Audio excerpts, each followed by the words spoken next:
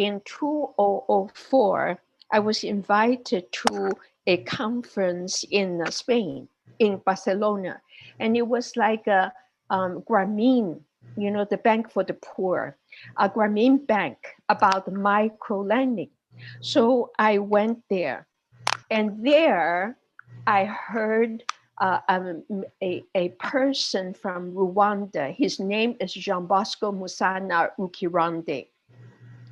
He spoke about the suffering of his country and his people in Rwanda. And I was so touched by the depth of feeling in his speech. And I was on my way to a dump site community in Korokocho outside of Nairobi. I was doing a project there. And I asked him whether he can pick me up at the airport, because I wanted to visit him at the airport. And then we go together to his hometown, Gisenyi, and visit Rwanda for myself. And then to feel what he was presenting and see whether there was any possibility. So neither of us had any idea.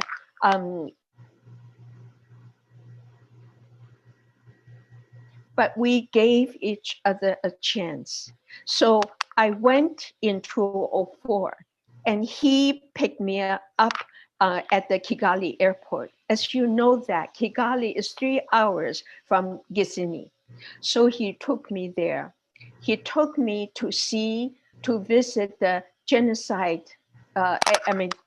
Memorial and the survivors village in the area of Rugerero, which is a little bit, maybe 20 minutes drive from Gisenyi, the beautiful city at the lakeside.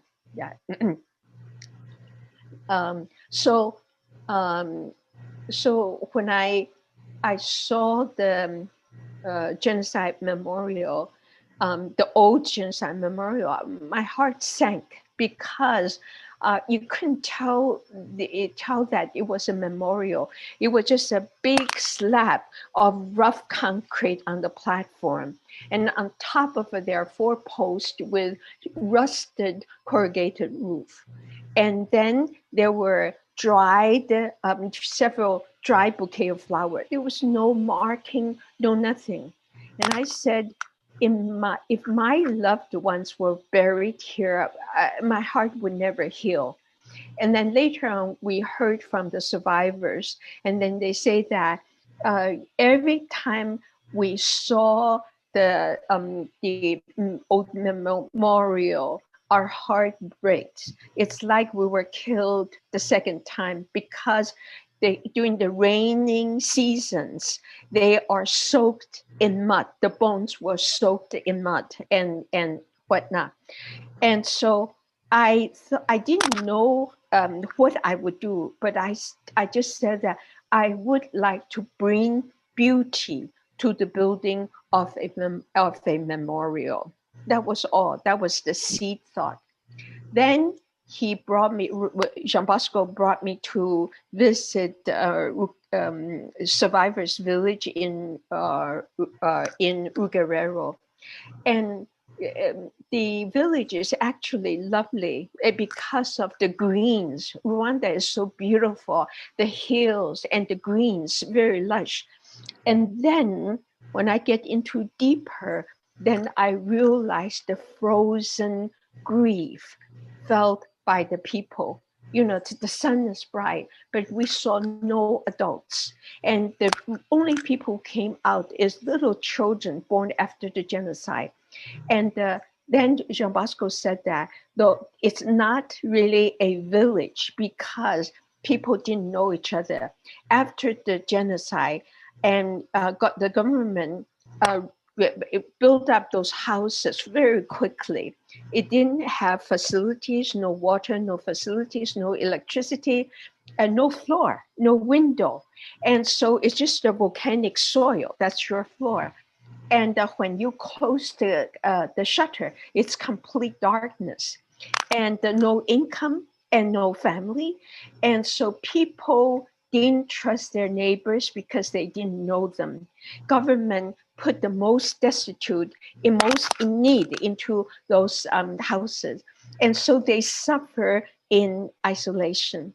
And so I wanted to bring color to the, I said, the least we can do is some action. Like it's just so frozen in the, I call it the blackness in noon, at noon.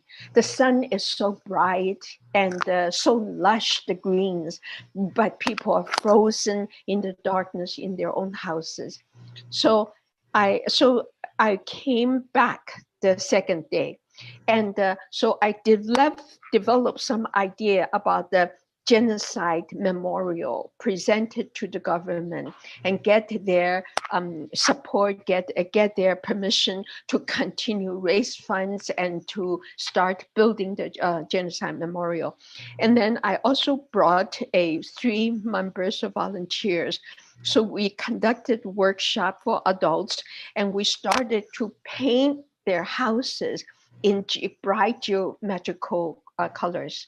And then that simple action provided a platform to bring color, to bring action, to bring collaboration, and to bring joy through working together. That's the beginning of building the, transforming the survivors village. And then when we left all the paints and whatever with the villagers. They continue to paint, and they are so talented. They painted their dreams. They painted goats and cows and